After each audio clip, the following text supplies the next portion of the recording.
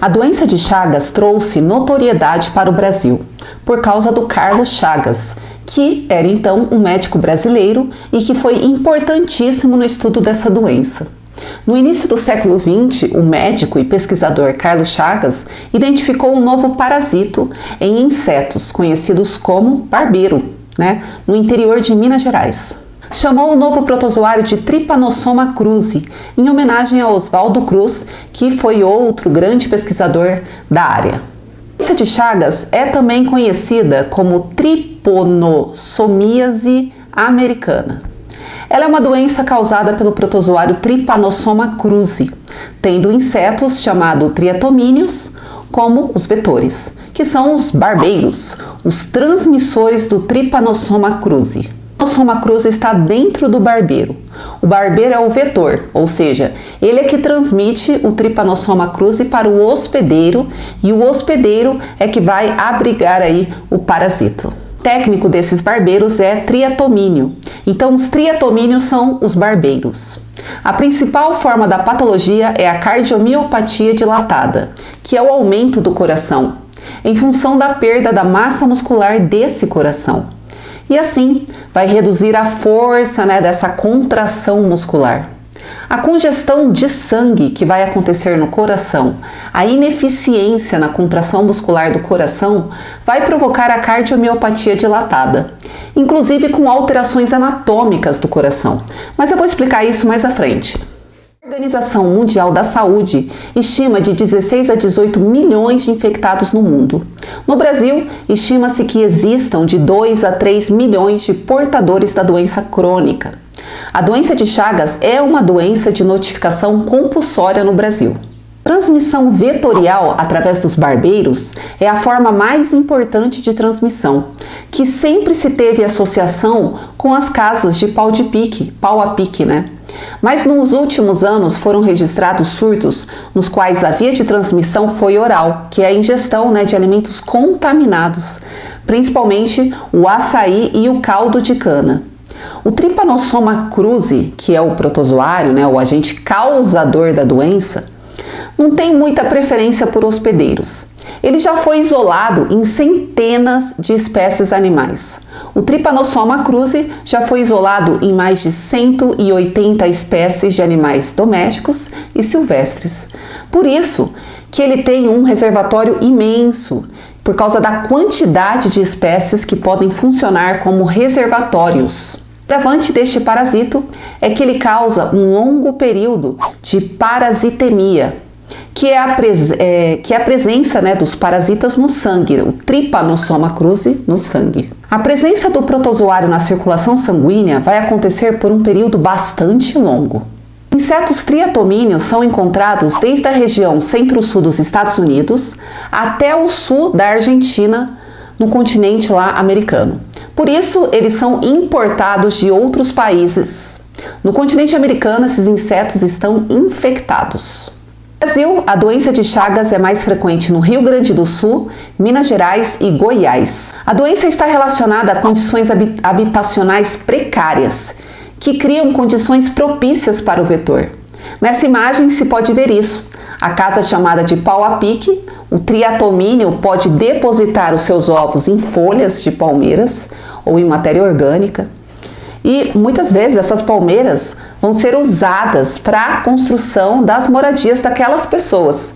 E assim o vetor ele vai acabar se direcionando para o ambiente onde a família vive. Animais domésticos participam do processo de manutenção de parasitose em ambientes rurais e ambientes urbanos. Hoje eu vou falar tudo sobre a doença de Chagas, sobre o agente etiológico, o vetor, hospedeiros, o ciclo do Trypanosoma cruzi, o ciclo epidemiológico, que é formado pelo ciclo doméstico, ciclo paradoméstico, ciclo silvestre e o ciclo oral. Também vou falar sobre as vias de transmissão, patogenia, manifestações clínicas, diagnóstico, tratamento, profilaxia e controle.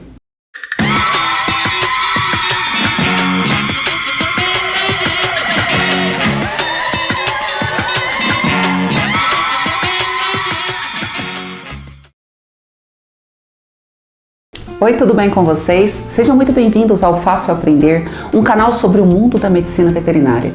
Eu sou a Bruna, agora estudante do 9º semestre do curso.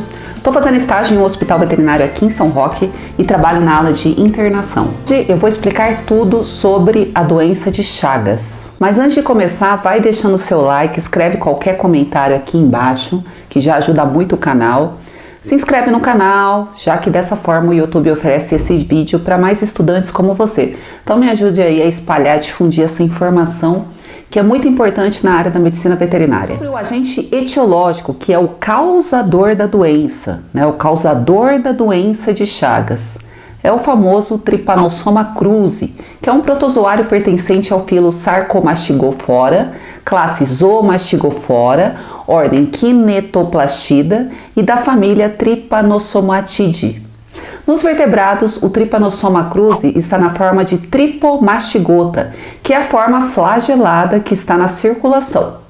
E também sob a forma amastigota, não tem flagelo, que fica no interior das células do tecido muscular, sistema retículo endotelial e também o sistema linfático. As formas amastigota e tripomastigota são formas infectantes para as células do vertebrado. Nesta imagem se vê bem a diferença entre as formas do protozoário: a mastigota, a epimastigota e a tripomastigota. A epimastigota é a forma que se encontra no intestino do inseto triatomínio. Então, essa forma se encontra no organismo do invertebrado, do inseto, do barbeiro. O tripomastigota é uma forma extracelular, que não se replica, mas é a forma infectante. Vai estar presente na circulação sanguínea dos mamíferos, na porção final do intestino do vetor e também nas fezes. Uma característica diferente na doença de Chagas é que o agente etiológico não é inoculado junto com a picada que o inseto faz no hospedeiro. O inseto pica, mas quando ele pica, ele defeca, e é junto com as suas fezes que o protozoário vai ser eliminado.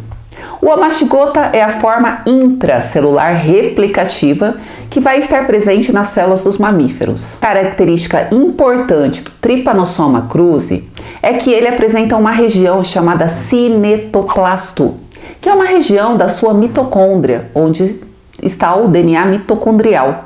A mitocôndria do protozoário é diferente das demais espécies. É uma mitocôndria única, grande, que acomete uma boa parte do corpo do protozoário. O cinetoplasto está presente em todas as formas de protozoário, tanto a epimastigota, tripomastigota e a amastigota. Vamos agora ao ciclo do Trypanosoma cruzi. O inseto então vai lá, pica o hospedeiro e vai defecar ao mesmo tempo. E nas fezes do inseto está o parasita, o Trypanosoma, na forma tripomastigota. Esse tripomastigota vai passar a ferida na pele quando o hospedeiro coçar ou esfregar na região da ferida. Formas tripomastigotas, chamadas metacíclicas, vão ingressar no hospedeiro vertebrado, são fagocitadas e incorporadas em vesículas parasitóforas, de onde escapa para o citoplasma, diferenciando-se na forma amastigota. As formas amastigotas vão se replicar dentro da célula parasitada e vão se diferenciar em tripomastigotas, que são móveis. Estas alcançam a circulação sanguínea, infectando outras células, como outras células do sistema mononuclear fagocitário, células musculares lisas ou células musculares cardíacas. Quando o triatomínio, que é o barbeiro, faz o repasto sanguíneo, quando ele suga o sangue do hospedeiro, ele ingere o trypanosoma circulante no sangue do animal vertebrado.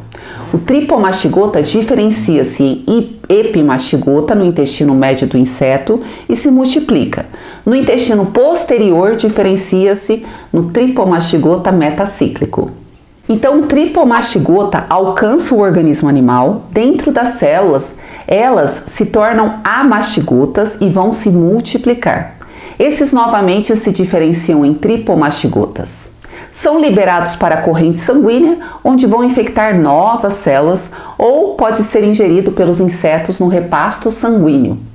Agora, esse tripomastigota no intestino do inseto vai se diferenciar em epimastigota, que também vai se multiplicar no intestino e que agora vai se diferenciar formando os tripomastigotas cíclicos, que serão eliminados pelas fezes do inseto.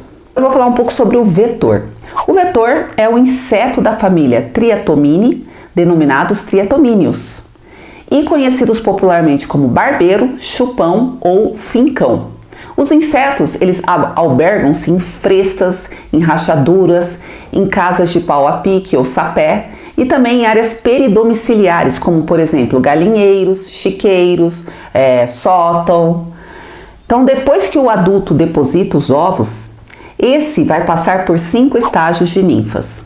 Os vetores passam por 5 estágios de ninfas, necessitando ingerir sangue para se desenvolver, para o seu desenvolvimento. No estágio de ninfa, eles não têm o sistema reprodutor definido, mas já na fase adulta, o sistema reprodutor já está maduro. Ele vai estar apto a copular e depositar mais ovos. Os adultos de machos e fêmeas são hematófagos. O hábito de hematofagia acontece no período noturno. Sobre o ciclo epidemiológico, a gente vai ter no ciclo epidemiológico o ciclo doméstico, ciclo paradoméstico, ciclo silvestre e o ciclo oral. No ciclo doméstico, os vetores infectados e adaptados ao ambiente domiciliar transmitem para o homem e este infecta outros insetos, porque esses outros insetos eles vão picar esse homem que está infectado, sugando o parasito. O principal vetor nesse ciclo é o Triatomum infestans. Agora, no ciclo paradoméstico, os vetores são adaptados a áreas peridomiciliares, como sótão, chiqueiros, galinheiros, alimentando-se do sangue de animais domésticos, podendo também causar a infecção do homem. No ciclo silvestre, os vetores vivem em matas e vão se alimentar de animais silvestres. No ciclo oral, ocorre a ingestão de alimentos contaminados com parasito, como por exemplo o açaí, o caldo de cana, consumo de carnes mal passadas, como por exemplo a carne de caça, e também a ingestão de leite materno de uma mulher infectada, de uma mãe infectada. Mas essa situação é bem rara. Reservatórios. O Trypanosoma cruzi pode infectar inúmeras espécies de animais domésticos ou silvestres, que por sua vez podem constituir reservatórios. A definição de espécies como reservatórios é influenciada pelas espécies presentes em um determinado lugar, um determinado ecossistema, um grau de parasitemia que se estabelece ali naquele local, No ambiente silvestre, as espécies mais relevantes são o gambá, o tatu e cutia. Muitas pessoas têm o hábito de comer carne de tatu e o gambá cada vez vem se aproximando mais de áreas periurbanas. No ambiente urbano e peridomiciliares, tem-se como hospedeiros os cachorros e o homem. Agora eu vou falar sobre as vias de transmissão. As vias de vetorial, transfusional e transplante, vertical ou congênita, oral e também acidental. Eu vou explicar uma por uma. Transmissão vetorial é quando os triatomíneos eliminam os tripomastigotas através de suas fezes. Esses protozoários podem penetrar por pele e também mucosa. Quando o hospedeiro coça a região da picada, o protozoário acaba ingressando no corpo do vertebrado. A via de transmissão transfusional, que é transfusões sanguíneas e transplantes, é quando doadores infectados podem passar a infecção para receptores sadios. A via de transmissão vertical ou congênita é a passagem transplacentária do protozoário de mulheres gestantes infectadas para o seu bebê. E a via de transmissão oral é a ingestão de alimentos indevidamente higienizados ou mal cozidos, ou ainda ingestão de leite materno de mãe infectada. Também alimentos contaminados com parasitas provenientes de vetores infectados ou através das secreções de glândulas de cheiro de gambá. A via de transmissão acidental é por acidente de laboratório. Vou falar sobre a via de transmissão oral pelo açaí, que é a via mais importante na região norte do Brasil, principalmente no Pará, que é o principal produtor de açaí. O açaí se dá em palmeiras e o triatomínio, o inseto, o vetor, ele se acostuma a agrupar nessas folhas de palmeiras. Inclusive, ele deposita ovos. O açaí da palmeira vai ser coletado por um indivíduo e esse indivíduo pode ter um contato com um vetor nesse momento. Esse açaí vai ser consumido como produto in natura. Eles têm diversas formas de consumir o açaí. e todas as formas são cruas. Falta de higiene desde a colheita, preparo e consumo do açaí vai favorecer a transmissão oral.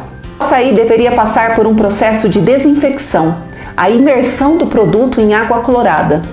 Esse processo eliminaria os protozoários do fruto e assim poderia ser consumido cru com segurança. Em relação à patogenia, no local de penetração do protozoário ocorre uma lesão inflamatória. Uma lesão inflamatória eritematosa, que é o vermelhidão ali na pele, denominado chagoma, quando a via de transmissão é vetorial, pelo inseto. O vetor geralmente pica na região da face, pode ocorrer um edema, um inchaço aí no local, e o chagoma pode persistir por 2 a 3 meses e é uma reação inflamatória persistente. Quando a penetração dos patógenos ocorre via mucosa ocular, desenvolve-se então uma conjuntivite e edema da pálpebra, característicos aí denominados sinal de Romanha. A disseminação dos tripomastigotas para outros tecidos provoca neles grandes concentrações de células do tripanossoma, formando agregados intracelulares de amastigotas. O coração é o principal órgão afetado na infecção crônica. A parasitose deste órgão desencadeia um processo inflamatório que pode resultar em arritmias e cardiomiopatia. Em relação às manifestações clínicas, a fase aguda pode ser sintomática ou assintomática, dependendo da condição imunológica do hospedeiro. Forma aguda sintomática é mais frequente em crianças e é caracterizada de febre, edema localizado ou generalizado, hepatomegalia, que é o aumento do fígado, esplenomegalia, que é o aumento do baço, do tamanho do baço, e eventualmente insuficiência cardíaca e sintomatologia neurológica. O período de incubação vai variar conforme a via de transmissão. Por transmissão vetorial, de 4 a 15 dias. Então observa-se a formação do chagoma ou sinal de Romanha. Via transfusional, período de incubação ela é maior, de 30 a 40 dias. E oral é de 3 a 22 dias. Após a fase aguda, vem a fase indeterminada, também chamada de fase crônica assintomática. O paciente permanece por um longo período como assintomático, de 10 a 30 anos, em fase latente com umas lesões bem discretas. Então, eletrocardiograma e exame ultrassonográfico abdominal não apresentam alterações. A positividade pode ser detectada em exames sorológicos e parasitológicos. Indivíduos infectados podem ter a reativação do processo infeccioso em eventos ou tratamento imunossupressor, ou seja, quando diminui a imunidade desse paciente. Então, isso ajuda no avanço da doença. Geralmente, os sintomas da fase aguda surgem de forma mais severa. Então, pode haver lesões em pele e também lesões cerebrais. A fase crônica pode demorar anos ou décadas para surgir. A fase crônica, ela é detectada anos ou décadas após a infecção inicial.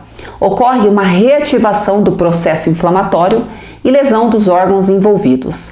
A parasitemia, que é quando o parasita está presente na circulação sanguínea, nessa fase ela é baixa. A parasitemia ela é alta na fase aguda. Quando a fase crônica é sintomática, há 2 formas clínicas dela se manifestar. Uma é a forma cardíaca, que é a mais comum. Tem-se uma destruição da musculatura cardíaca e essas lesões são substituídas por fibroses, caracterizando o quadro de insuficiência cardíaca congestiva. O coração fica dessa forma arredondado, ele acaba perdendo seu formato anatômico original. Também tem-se a destruição do sistema nervoso simpático e parasimpático, causando arritmias. E o desenvolvimento do aneurisma de ponta, que é a dilatação anormal de uma artéria. E isso acontece pela perda da musculatura do coração. O processo da congestão cardíaca pode levar à formação de trombos, que é a formação de um coágulo sanguíneo. Trombos cardíacos e também trombos nos membros inferiores. Esses trombos podem ser carregados pela circulação sanguínea e se depositarem aí em alguma região causando infarto. infarto do coração, dos pulmões, rins, baço, encéfalo, podendo chegar à morte súbita. Sintomas da insuficiência cardíaca congestiva: tem-se a intolerância ao esforço, dispneia, que é a dificuldade em respirar, congestão visceral, que é o acúmulo de sangue nas vísceras, edema, inchaço dos membros inferiores. Não se tem uma circulação sanguínea acontecendo de forma normal, então tem-se uma congestão, que é um acúmulo de sangue nos órgãos viscerais e nos membros. Insuficiência cardíaca congestiva não é uma característica exclusiva de Chagas. A forma de manifestação clínica é a forma digestiva. Um comprometimento da musculatura lisa ou do esôfago ou do cólon, e também uma alteração do sistema nervoso autônomo, onde irá causar uma incoordenação motora. Todo o tubo digestório tem o movimento do peristaltismo, os movimentos que vão empurrar aí o bolo alimentar. Porém, quando o comprometimento do sistema nervoso autônomo, pode-se ter ausência de peristaltismo, chamando aperistalse, ou alteração dos movimentos, chamado de cinesia. Fazer que o paciente tenha disfagia, que é a dificuldade em engolir, deglutir, azia, dor abdominal, regurgitação, soluço, tosse e cialose, que é o excesso de saliva. As alterações do peristaltismo faz com que o órgão se apresente de forma aumentada, então do esôfago, e do cólon. Megacólon, que é o aumento do cólon, vai provocar uma obstipação no intestino e pode provocar complicações como obstrução intestinal, perfuração. E assim, tem-se um extravasamento do conteúdo fecal para a área abdominal, levando a uma inflamação do peritônio. O peritônio é uma membrana presente na cavidade abdominal e que envolve os órgãos internos, como estômago, intestino, fígado, baço, dentre outros. Então, quando ocorre inflamação do peritônio, o diagnóstico é de peritonite. E a perfuração do peritônio pode levar a uma infecção generalizada, uma septicemia e morte. Fiz um vídeo sobre megacólon. Eu vou deixar o card aqui do lado e o link desse vídeo eu vou deixar na descrição aqui embaixo. Então, caso você quiser entender melhor sobre megacólon, é só acessar o link. Em relação ao diagnóstico, primeiro a gente vê a história da exposição ao Trypanosoma cruzi e os sinais clínicos. O problema aqui, o problema desse ponto, é que a fase latente é longa. Então, essa história de exposição do protozoário pode ter ficado no passado. E os sinais clínicos podem ser inespecíficos. E para isso, para saber, para tirar o diagnóstico, é importante pedir exames como hemograma, provas de função hepática, radiografia torácica, eletrocardiografia, endoscopia e ecodoppler cardiografia. Mas para o fechamento mesmo do diagnóstico, são necessários os exames específicos, parasitológico, sorológico e moleculares. Em relação ao tratamento, benzinidazol é a droga de escolha. Infurtimox é uma droga alternativa, porém ela é de difícil obtenção aqui no nosso país. Em relação à profilaxia e controle, deve ser baseado em ações que visem monitorar e controlar reservatórios, vetores e agravos à saúde humana. Sobre o controle do vetor, tem-se o controle químico, uma investigação entomológica e melhoria das condições habitacionais de populações expostas. Sobre as ações voltadas aos humanos, deve ser feito o diagnóstico e o tratamento precoce. As gestantes infectadas, elas devem ter acompanhamento pré-natal e do recém-nascido com instituição de tratamento precoce. Implantes e transfusões devem ter controle dos hemoderivados e rigoroso processo de prevenção nos transplantes. Sobre a transmissão oral, deve-se ter boas práticas de fabricação em toda a cadeia produtiva de alimentos. Último, educação populacional sobre a doença. Tudo isso que eu tinha que falar sobre a doença de Chagas. O vídeo ficou extenso, mas está completo. Então eu fico por aqui, eu espero que vocês tenham gostado deste vídeo. Eu estou no Instagram como @faaprender, me segue lá, aproveita agora e se inscreve no meu canal, deixa o like e ative o sininho das notificações para receber todos os meus futuros vídeos a partir de hoje. Compartilhe muito este vídeo. Até o próximo vídeo, tchau!